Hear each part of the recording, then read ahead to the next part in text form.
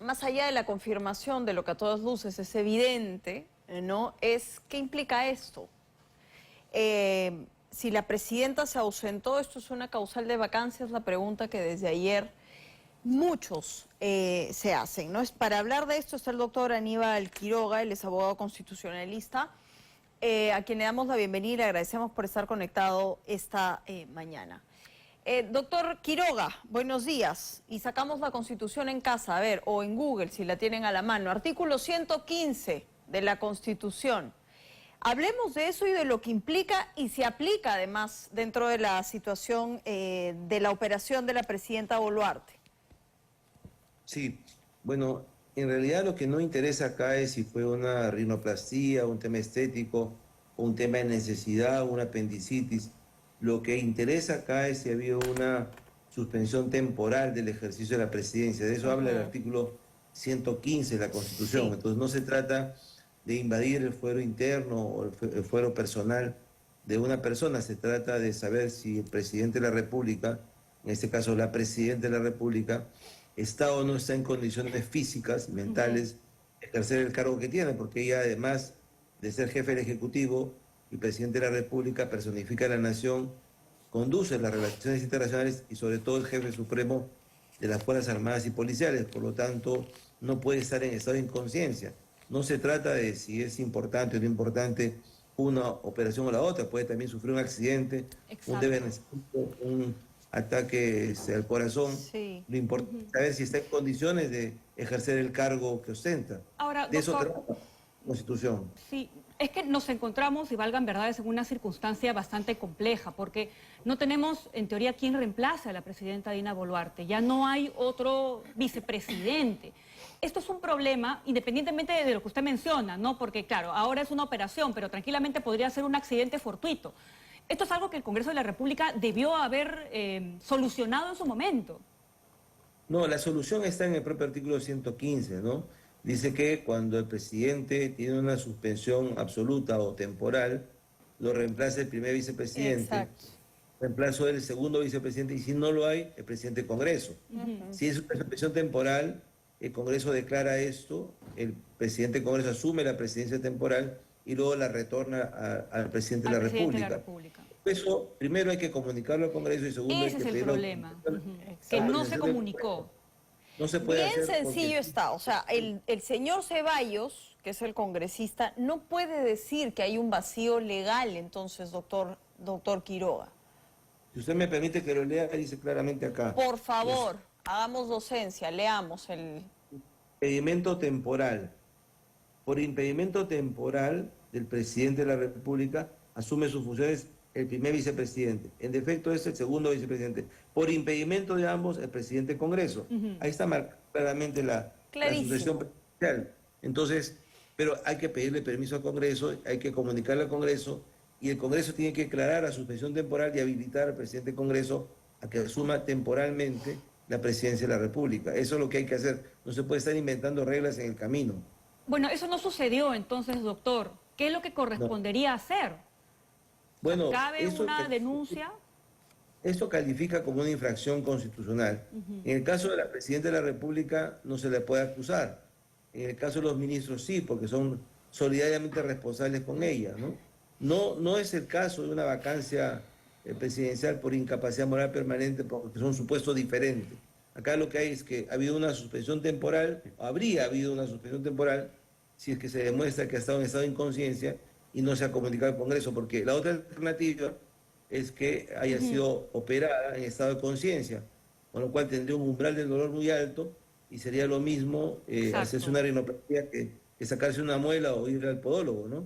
Pero ahora, no pasa así, había que preguntarle a los médicos si una rinoplastia admite una sedación... sí, general.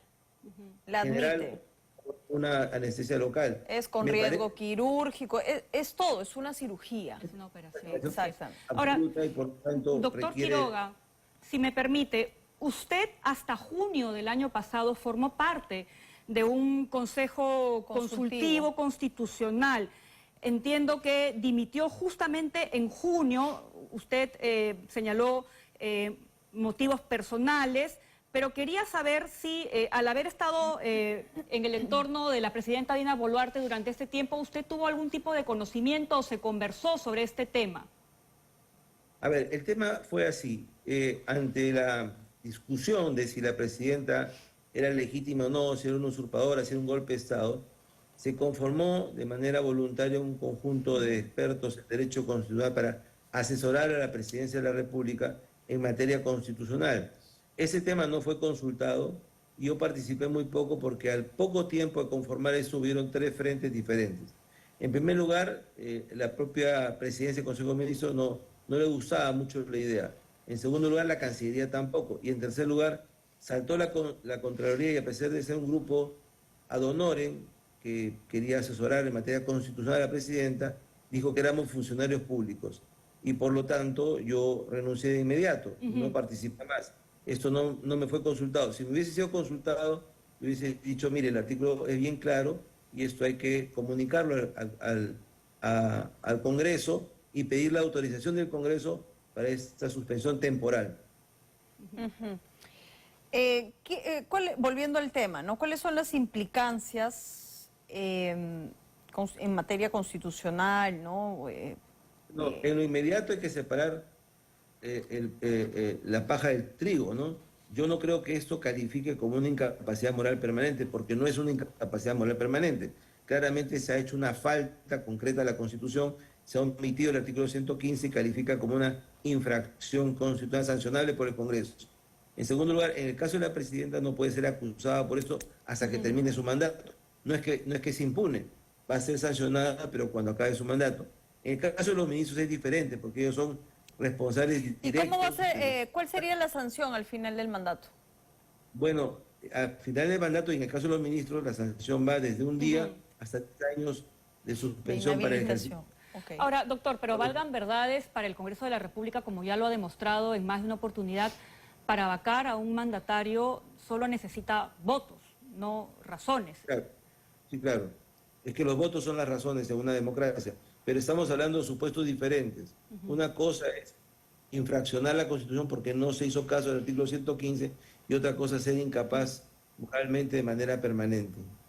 Ahora, doctor, hay un contexto también, ¿no? Porque recién ahora un exfuncionario de la presidencia del Consejo de Ministros está confesando esta situación, pero ha habido un ocultamiento sistemático y de hecho durante estos días de ausencia de la presidenta, incluso en las redes sociales de la presidencia, se ponía como si ella todavía estuviese en actividad. ¿Esto no agrava esta situación? Sin duda que sí. En primer lugar, lo de ayer a mí me parece una autoincriminación. El señor exministro ha reconocido que siendo ministro incumplió la Constitución, no aconsejó a la presidenta y más bien avaló una suerte de suspensión temporal de hecho. En segundo lugar, arrastra con ello el Consejo de Ministros. Y en tercer lugar, presentar imágenes de fechas anteriores como si fueran fechas actuales, creo que calificaría como delito contra la fe pública, que serían responsables los funcionarios que colgaron esas imágenes y quienes autorizaron que se hicieran para dar la idea de que la presidenta está en funciones. Pero claro, el problema es que en la política la mentira tiene patas cortas. Es, digamos, imposible pensar que un presidente o una presidenta va a ponerse un Rolex y la prensa no se va a dar cuenta, cuando es la persona más fotografiada del país, que una persona va a tener una cirugía estética y la prensa, la opinión pública no va a notar esto. Entonces es una especie de profecía autocumplida, ¿no?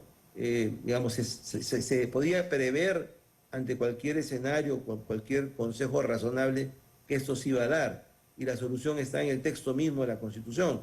Entonces, hay dos caminos, o se cumple la Constitución o no se cumple la Constitución. No hay otra alternativa. Sí, el tema es cuándo se cumple, ¿no? Porque si estamos hablando de que va a ser al término de su mandato, habrá quienes digan, bueno, pues todo lo que se está destapando en este momento, poco o nada sirve. Volviendo a esto, ¿no? No es así, porque en el caso de Kuczynski y en el caso de Humala, terminado su mandato, cayó la fiscalía al día siguiente y todavía cortan los procesos por eso. Sí, a la luz de los hechos, ¿no, doctor Quiroga? ¿Usted cree que realmente la presidenta tenía interés por tener una gran asesoría constitucional o por generarse mecanismos de autodefensa, ¿no?, frente a lo que significaba establecerse estos años en el mandato? Esa es una excelente pregunta. Mire, la señora Presidente tuvo la oportunidad de tener la mejor asesoría constitucional que se podía dar en ese momento. Éramos aproximadamente 10 profesores que nos brindamos voluntaria y de manera... Ad honorem, decían ustedes, ¿no? Para poder asesorar. Pero eso se dejó de lado, primero por los propios celos de la presidencia del Consejo de Ministros, segundo porque... Por el señor Otárola, dice usted. La Cancillería no entendió el tema y rápidamente se opuso al asunto. Y finalmente saltó la Contraloría a decir, bueno, pero esos son funcionarios públicos, ¿no?, cuando no lo éramos, ni lo somos.